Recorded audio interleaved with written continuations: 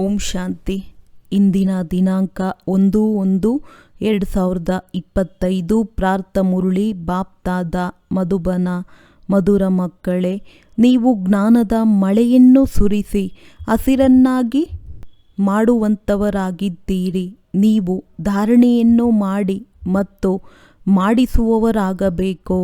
ಪ್ರಶ್ನೆ: ಯಾವ ಮೋಡವು ಮಳೆ ಸುರಿಸುವುದಿಲ್ಲ, ಅದಕ್ಕೆ ಯಾವ ಹೆಸರನ್ನು ಕೊಡುವುದು? ಉತ್ತರ: ಅದಕ್ಕೆ ನಿರ್ಬಲ ಮೋಡವೆಂದು ಕರೆಯಲಾಗುತ್ತದೆ.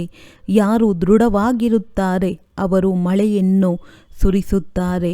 ಒಂದು ವೇಳೆ ಧಾರಣೆಯಾಗಿದ್ದೇ ಆದರೆ ಜ್ಞಾನದ ಮಳೆಯನ್ನು ಸುರಿಸದೆ ಇರಲು ಸಾಧ್ಯವಿಲ್ಲ.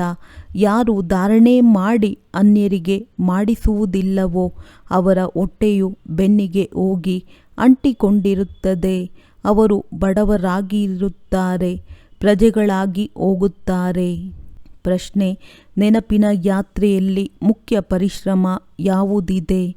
ಉತ್ತರ: ತನ್ನನ್ನು ಆತ್ಮನೆಂದು ತಿಳಿದು ತಂದೆಯನ್ನು ಬಿಂದು ರೂಪದಲ್ಲಿ ನೆನಪು ಮಾಡುವುದು.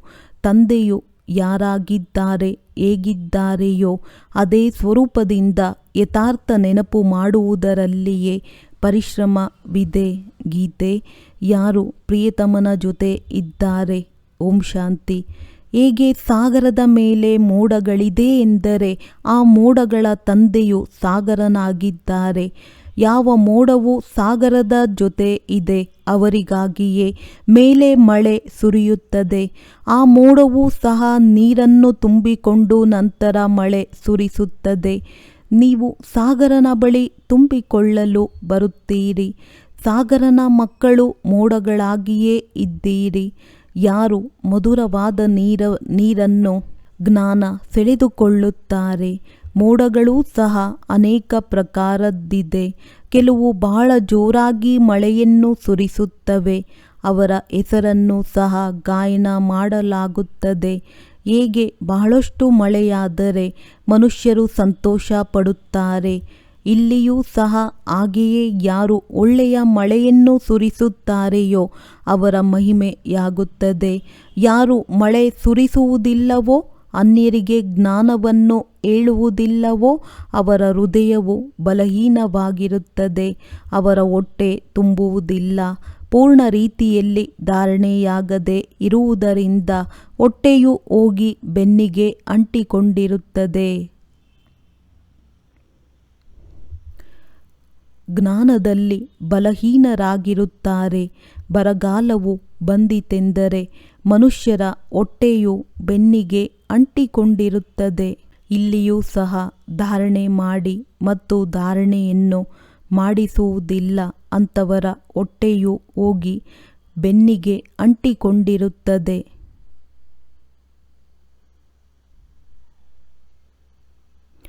ಯಾರು ಹೆಚ್ಚಾಗಿ ಮಳೆ ಸುರಿಸುವಂಥವರಿರುತ್ತಾರೆಯೋ ಅವರು ರಾಜ ರಾಣಿಯರಾಗುತ್ತಾರೆ ಮತ್ತು ಇವರು ಬಡವರಾಗಿರುತ್ತಾರೆ.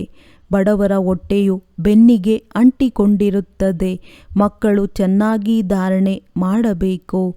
ಇದರಲ್ಲಿಯೂ ಆತ್ಮ ಪರಮಾತ್ಮನ ಜ್ಞಾನವು ಎಷ್ಟು ಸಹಜವಾಗಿದೆ. ಈಗ ನೀವು ತಿಳಿದುಕೊಳ್ಳುವಿರಿ. ನಾವೆಲ್ಲ ಆತ್ಮಗಳು. ಮೊದಲು ನಮ್ಮಲ್ಲಿ ಆತ್ಮ ಮತ್ತು ಪರಮಾತ್ಮನ ಜ್ಞಾನವಿರಲಿಲ್ಲ. ಆಗ ಹೊಟ್ಟೆಯು ಬೆನ್ನಿಗೆ ಅಂಟಿತಲ್ಲವೇ? ಮುಖ್ಯವಾದುದು ಆತ್ಮ ಮತ್ತು ಪರಮಾತ್ಮನದ್ದಾಗಿದೆ. ಮನುಷ್ಯಾತ್ಮನನ್ನೇ ತಿಳಿದುಕೊಳ್ಳಲಿಲ್ಲವೆಂದರೆ ಪರಮಾತ್ಮನನ್ನು ಹೇಗೆ ತಿಳಿದುಕೊಳ್ಳಲು ಸಾಧ್ಯವಿದೆ? ಎಷ್ಟೊಂದು ದೊಡ್ಡ ವಿದ್ವಾಂಸರು, ಪಂಡಿತರು ಮೊದಲಾದವರಿದ್ದಾರೆ. ಯಾರೂ ಸಹ ಆತ್ಮನನ್ನು ತಿಳಿದುಕೊಂಡಿಲ್ಲ. ಎಷ್ಟೊಂದು ದೊಡ್ಡ ವಿದ್ವಾಂಸರು, ಪಂಡಿತರು ಮೊದಲಾದವರಿದ್ದಾರೆ. ಯಾರೂ ಸಹ ಆತ್ಮನನ್ನು ತಿಳಿದುಕೊಂಡಿಲ್ಲ. ಈಗ ನಿಮಗೆ ತಿಳಿದಿದೆ. ಇದರಲ್ಲಿ 84 ಜನ್ಮಗಳ ಅವಿನಾಶಿಯಾದ ಪಾತ್ರವು ತುಂಬಿದೆ. ಆತ್ಮವು ಹೇಗೆ ಆಲ್ರೌಂಡರ್ ಪಾತ್ರವನ್ನಭಿನಯಿಸುತ್ತದೆ ಎಂದು ಯಾರಿಗೂ ತಿಳಿದಿಲ್ಲ. ಅವರಂತೂ ಆತ್ಮನೇ ಪರಮಾತ್ಮನೆಂದು ಹೇಳಿಬಿಡುತ್ತಾರೆ. ನೀವು ಮಕ್ಕಳಿಗೆ ಆದಿಯಿಂದ ಹಿಡಿದು ಅಂತ್ಯದವರೆಗಿನ ಪೂರ್ಣ ಜ್ಞಾನವಿದೆ. ಅವರು ಡ್ರಾಮಾದ ಆಯಸ್ಸನ್ನು ಲಕ್ಷಾಂತರ ವರ್ಷಗಳೆಂದು ಹೇಳಿಬಿಡುತ್ತಾರೆ. ಈಗ ತಮಗೆ ಎಲ್ಲದರ ಜ್ಞಾನ ಸಿಕ್ಕಿದೆ. ತಂದೆಯು ರಚಿಸಿರುವ ಜ್ಞಾನಯಜ್ಞದಲ್ಲಿ ಎಲ್ಲದರ ಸ್ವಾಹ ಆಗಲಿದೆ ಎಂಬುದು ನಿಮಗೆ ತಿಳಿದಿದೆ. ಆದ್ದರಿಂದ ದೇಹ ಸಹಿತವಾಗಿ ಏನೆಲ್ಲವೂ ಇದೆಯೋ ಅದನ್ನು ಮರೆತು ತನ್ನನ್ನು ಆತ್ಮನೆಂದು ತಿಳಿಯಿರಿ ಎಂದು ತಂದೆಯು ಹೇಳುತ್ತಾರೆ. ತಂದೆಯನ್ನು ಮತ್ತು ಶಾಂತಿಧಾಮ ಮಧುರ ಮನೆಯನ್ನು ನೆನಪು ಮಾಡಿ, ಇದು ದುಃಖಧಾಮವಾಗಿದೆ. ಇದರಲ್ಲಿಯೂ ಸಹ ನಂಬರ್ ವಾರ್ ಪುರುಷಾರ್ಥದನುಸಾರ ತಿಳಿಸಿಕೊಡಲು ಸಾಧ್ಯವಿದೆ.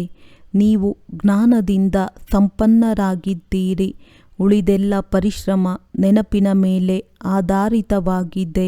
ಜನ್ಮ ಜನ್ಮಾಂತರದ ದೇಹಾಭಿಮಾನವನ್ನು ಬಿಟ್ಟು ದೇಹಿ ಅಭಿಮಾನಿಗಳಾಗುವುದರಲ್ಲಿಯೇ ಬಹಳ ಪರಿಶ್ರಮವಿದೆ. ಆದರೆ ಇದು ಹೇಳುವುದಾದರೆ ಬಹಳ ಸಹಜವಾಗಿದೆ. ಆದರೆ ತನ್ನನ್ನು ಆತ್ಮನೆಂದು ತಿಳಿದು ತಂದೆಯನ್ನು ಸಹ ಬಿಂದು ರೂಪದಲ್ಲಿ ನೆನಪು ಮಾಡಿ, ನೆನಪು ಮಾಡುವುದರಲ್ಲಿಯೇ ಪರಿಶ್ರಮವಿದೆ. ತಂದೆಯು ತಿಳಿಸುತ್ತಾರೆ, ನಾನು ಯಾರಾಗಿದ್ದೇನೆಯೋ ಹೇಗಿದ್ದೇನೆಯೋ ಹಾಗೆಯೇ ನೆನಪು ಮಾಡಲು ಕಷ್ಟವಿದೆ. ಹಾಗೆಯೇ ಆ ರೀತಿ ನೆನಪು ಮಾಡುವುದು ಕಷ್ಟವಾಗುತ್ತದೆ. ತಂದೆಯು ಹೇಗಿದ್ದಾರೆಯೋ ಹಾಗೆಯೇ ಮಕ್ಕಳಿರುತ್ತಾರಲ್ಲವೇ.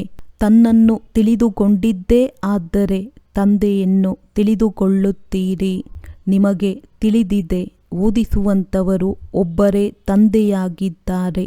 ಓದುವಂಥವರು ಅನೇಕರಿದ್ದಾರೆ. ತಂದೆಯು ರಾಜಧಾನಿಯನ್ನು ಹೇಗೆ ಸ್ಥಾಪನೆ ಮಾಡುತ್ತಾರೆಂದು ನೀವು ಮಕ್ಕಳೇ ತಿಳಿದುಕೊಂಡಿದ್ದೀರಿ.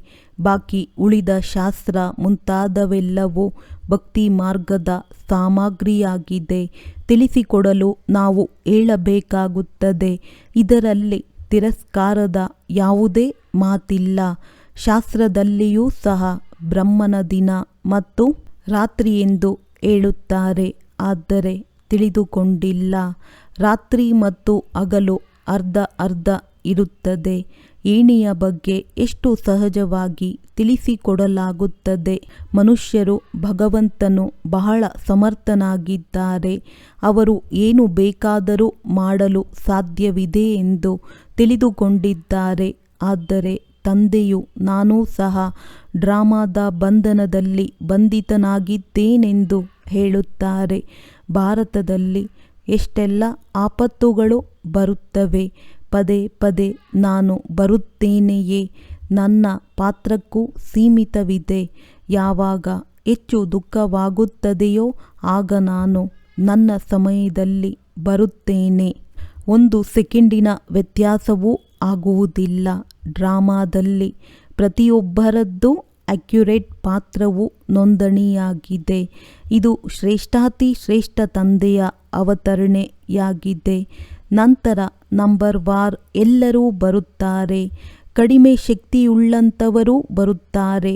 ನೀವು ಮಕ್ಕಳಿಗೆ ಈಗ ತಂದೆಯಿಂದ ಜ್ಞಾನವು ಸಿಕ್ಕಿದೆ. ಅದರಿಂದ ವಿಶ್ವದ ಮಾಲೀಕರಾಗುತ್ತೀರಿ.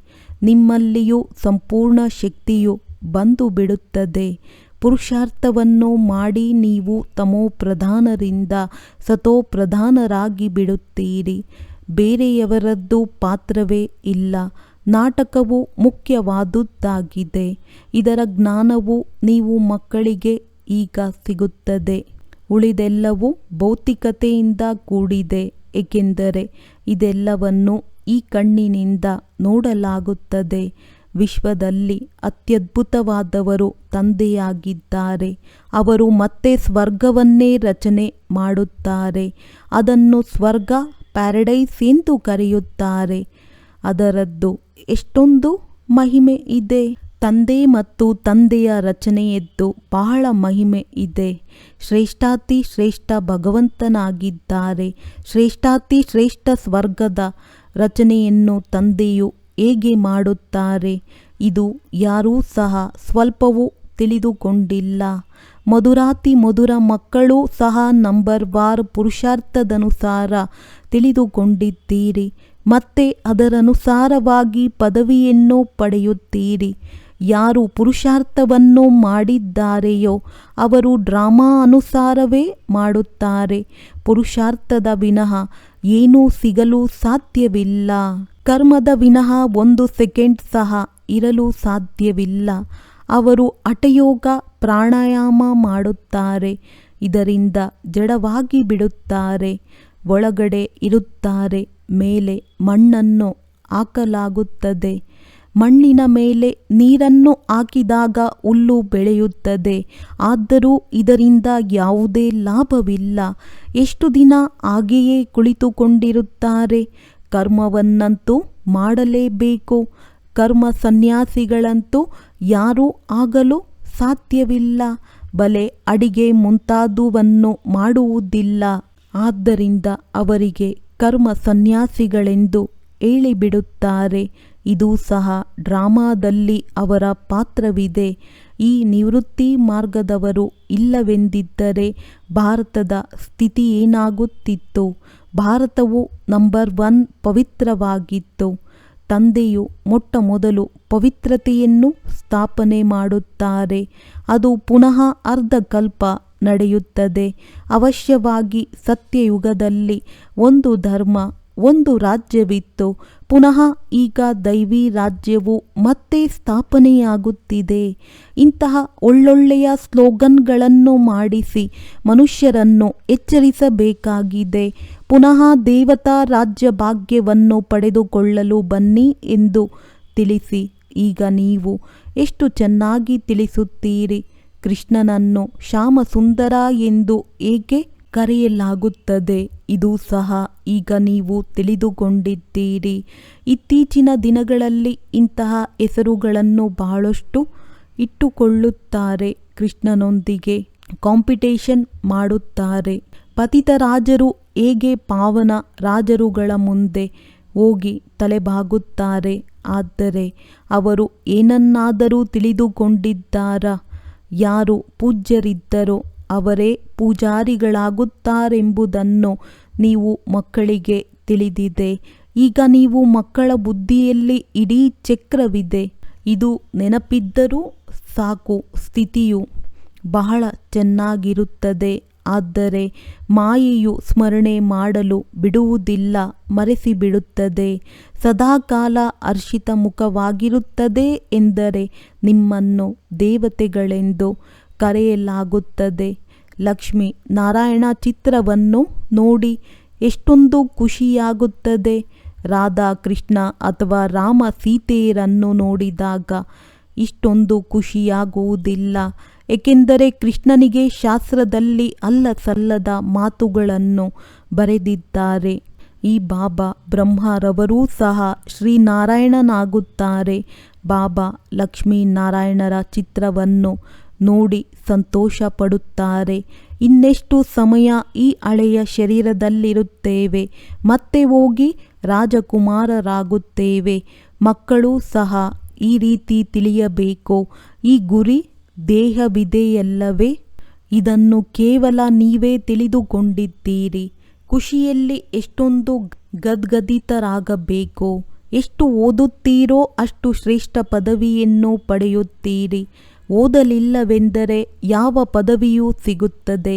ವಿಶ್ವದ ಮಹಾರಾಜ ಮಹಾರಾಣಿಯರೆಲ್ಲಿ, ಸಾಹುಕಾರರೆಲ್ಲಿ, ನೌಕರ ಚಾಕರರೆಲ್ಲಿ? ವಿದ್ಯೆಯಂತೂ ಒಂದೇ ಆಗಿದೆ. ಕೇವಲ ಮನ್ಮನಾಭವ, ಮಧ್ಯಾಜೀಭವ.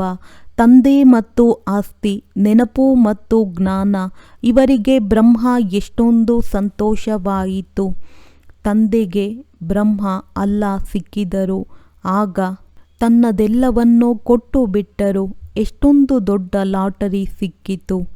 ಮತ್ತೆ ಇನ್ನೇನು ಬೇಕು ಅಂದಾಗ ಮಕ್ಕಳ ಆಂತರ್ಯದಲ್ಲಿ ಎಷ್ಟೊಂದು ಖುಷಿ ಇರಬೇಕು. ಆದ್ದರಿಂದ ಇಂತಹ ಟ್ರಾನ್ಸ್ಲೈಟ್ನ ಚಿತ್ರವನ್ನು, ಲಕ್ಷ್ಮೀ ನಾರಾಯಣನ ಚಿತ್ರ ಎಲ್ಲರಿಗೋಸ್ಕರ ಮಾಡಿಸಿ. ಇದನ್ನು ಮಕ್ಕಳು ನೋಡಿ ಖುಷಿ ಪಡಲಿ. ಶಿವಬಾಬಾ ಬ್ರಹ್ಮರವರ ಮೂಲಕ ನಮಗೆ ಆಸ್ತಿಯನ್ನು ಕೊಡುತ್ತಿದ್ದಾರೆ. ಮನುಷ್ಯರು ಏನನ್ನೂ ತಿಳಿದುಕೊಂಡಿಲ್ಲ, ಸಂಪೂರ್ಣ ತುಚ್ಛ ಬುದ್ಧಿಯುಳ್ಳವರಾಗಿದ್ದಾರೆ. ಈಗ ನೀವು ತುಚ್ಛ ಬುದ್ಧಿಯವರಿಂದ ಸ್ವಚ್ಛ ಬುದ್ಧಿಯವರಾಗುತ್ತಿದ್ದೀರಿ. ಎಲ್ಲವನ್ನೂ ತಿಳಿದುಕೊಂಡಿದ್ದೀರಿ. ಏನನ್ನೂ ತಿಳಿದುಕೊಳ್ಳುವ ಅವಶ್ಯಕತೆ ಇಲ್ಲ. ಈ ವಿದ್ಯೆಯಿಂದ ನಿಮಗೆ ವಿಶ್ವದ ರಾಜ್ಯ ಭಾಗ್ಯವು ಸಿಗುತ್ತದೆ. ಆದ್ದರಿಂದ ತಂದೆಗೆ ಜ್ಞಾನಪೂರ್ಣನೆಂದು ಕರೆಯಲಾಗುತ್ತದೆ. ಮನುಷ್ಯರು ಪ್ರತಿಯೊಬ್ಬರ ಹೃದಯವನ್ನು ಪರಮಾತ್ಮ ತಿಳಿದಿದ್ದಾರೆ ಎಂದು ತಿಳಿದುಕೊಂಡಿದ್ದಾರೆ. ಆದರೆ ತಂದೆಯು ಜ್ಞಾನವನ್ನು ಕೊಡುತ್ತಾರೆ. ಶಿಕ್ಷಕರಿಗೆ ಇಂಥವರು ಓದುತ್ತಾರೆಂದು ತಿಳಿದಿರುತ್ತದೆ. ಬಾಕಿ ಇಡೀ ದಿನದಲ್ಲಿ ಇವರ ಬುದ್ಧಿಯಲ್ಲಿ ಏನೇನು ನಡೆಯುತ್ತಿದೆ ಎಂದು ಕುಳಿತು ನೋಡುತ್ತಾರೇನೋ. ಇದು ಅದ್ಭುತವಾದ ಜ್ಞಾನವಾಗಿದೆ. ತಂದೆಯನ್ನು ಜ್ಞಾನಸಾಗರ, ಸುಖದ ಸಾಗರನೆಂದು ಕರೆಯಲಾಗುತ್ತದೆ. ನೀವು ಸಹ ಈಗ ಮಾಸ್ಟರ್ ಜ್ಞಾನಸಾಗರರಾಗುತ್ತೀರಿ. ನಂತರ ಈ ಬಿರುದು ಕೊನೆಯಾಗುತ್ತದೆ. ನಂತರ ಸರ್ವಗುಣ ಸಂಪನ್ನ ಸೋಲಾಕಲ ಸಂಪೂರ್ಣನಾಗುತ್ತೀರಿ. ಇದು ಮನುಷ್ಯರ ಶ್ರೇಷ್ಠ ಪದವಿಯಾಗಿದೆ. ಈ ಸಮಯದಲ್ಲಿ ಈಶ್ವರಿಯ ಪದವಿ ಇದೆ. ಇದು ಎಷ್ಟೊಂದು ತಿಳಿದು ಮತ್ತು ತಿಳಿಸುವಂತಹ ಮಾತಾಗಿದೆ. ಲಕ್ಷ್ಮೀ ನಾರಾಯಣರ ಚಿತ್ರವನ್ನು ನೋಡಿ ಬಹಳ ಖುಷಿಯಾಗಬೇಕು. ನಾವೀಗ ವಿಶ್ವದ ಮಾಲೀಕರಾಗುತ್ತೇವೆ. ಜ್ಞಾನದಿಂದಲೇ ಎಲ್ಲ ಗುಣಗಳು ಬರುತ್ತವೆ. ತಮ್ಮ ಗುರಿ ದೇಹವನ್ನು ನೋಡುವುದರಿಂದಲೇ ಪ್ರಫುಲ್ಲರಾಗುತ್ತೀರಿ. ಆದ್ದರಿಂದ ತಂದೆಯು ಹೇಳುತ್ತಾರೆ, ಈ ಲಕ್ಷ್ಮೀ ನಾರಾಯಣರ ಚಿತ್ರವು ಪ್ರತಿಯೊಬ್ಬರ ಬಳಿಯೂ ಇರಬೇಕು. ಈ ಚಿತ್ರವು ಮನಸ್ಸಿನಲ್ಲಿ ಪ್ರೀತಿಯನ್ನು ಹೆಚ್ಚಿಸುತ್ತದೆ. ಈ ಮೃತ್ಯು ಲೋಕದಲ್ಲಿ ಇದು ಕೊನೆಯ ಜನ್ಮವೆಂದು ಮನಸ್ಸಿನಲ್ಲಿ ಬರುತ್ತದೆ. ನಂತರ ನಾವು ಅಮರ ಲೋಕದಲ್ಲಿ ಹೋಗಿ ಇಂಥವರಾಗುತ್ತೇವೆ. ತತತ್ವಂ ಆತ್ಮಸೋ ಪರಮಾತ್ಮನೆಂದಲ್ಲ. ಈ ಜ್ಞಾನವು ಬುದ್ಧಿಯಲ್ಲಿ ಕುಳಿತಿರಲಿ. ಯಾವಾಗಲೇ ಯಾರಿಗಾದರೂ ತಿಳಿಸುತ್ತೀರೆಂದರೆ ನಾವು ಎಂದೂ ಸಹ ಯಾರಿಂದಲೂ ಬೇಡುವುದಿಲ್ಲವೆಂದು ಹೇಳಿ. ಪ್ರಜಾಪಿತ ಬ್ರಹ್ಮನ ಮಕ್ಕಳು ಅನೇಕರಿದ್ದಾರೆ. ನಾವು ನಮ್ಮದೇ ತನು ಮನ ಧನದಿಂದ ಸೇವೆಯನ್ನು ಮಾಡುತ್ತೇವೆ. ಬ್ರಾಹ್ಮಣರು ತಮ್ಮ ಸಂಪಾದನೆಯಿಂದಲೇ ಯಜ್ಞವನ್ನು ನಡೆಸುತ್ತಿದ್ದಾರೆ. ಶೂದ್ರರ ಹಣವನ್ನು ಉಪಯೋಗಿಸಲು ಸಾಧ್ಯವಿಲ್ಲ. ಅನೇಕ ಮಂದಿ ಮಕ್ಕಳಿದ್ದಾರೆ. ಎಷ್ಟು ತನು ಮನ ಧನದಿಂದ ಸೇವೆ ಮಾಡುತ್ತಾರೆ, ಸಮರ್ಪಿತರಾಗುತ್ತಾರೆ, ಅಷ್ಟು ಪದವಿಯೂ ಸಿಗುತ್ತದೆ ಎಂಬುದು ಅವರಿಗೆ ತಿಳಿದಿದೆ. ತಂದೆಯು ಬೀಜವನ್ನು ಬಿತ್ತಿದ್ದಾರೆಂದರೆ ಲಕ್ಷ್ಮೀನಾರಾಯಣರಾಗುತ್ತೇವೆ ಎಂಬುದು ತಿಳಿದಿದೆ. ಹಣವು ಇಲ್ಲಿ ಕೆಲಸಕ್ಕೆ ಬರುವುದಿಲ್ಲ ಅಂದ ಮೇಲೆ ಈ ಕಾರ್ಯದಲ್ಲಿ ಏಕೆ ತೊಡಗಿಸಬಾರದು? ಸಮರ್ಪಿತರಾದವರು ಹಸಿವೆಯಿಂದ ಸಾಯುತ್ತಾರೇನು? ಬಹಳ ರಕ್ಷಣೆ ಸಿಗುತ್ತಾ ಇರುತ್ತದೆ. ತಂದೆಯು ಎಷ್ಟೊಂದು ರಕ್ಷಣೆಯನ್ನು ಮಾಡುತ್ತಿರುತ್ತಾರೆ. ಇವರು ಶಿವತಂದೆಯ ರಥವಾಗಿದ್ದಾರಲ್ಲವೇ? ಇಡೀ ವಿಶ್ವವನ್ನು ಸ್ವರ್ಗವನ್ನಾಗಿ ಮಾಡುವವರಾಗಿದ್ದಾರೆ. ಇವರು ಸುಂದರ ಯಾತ್ರಿಕನಾಗಿದ್ದಾರೆ.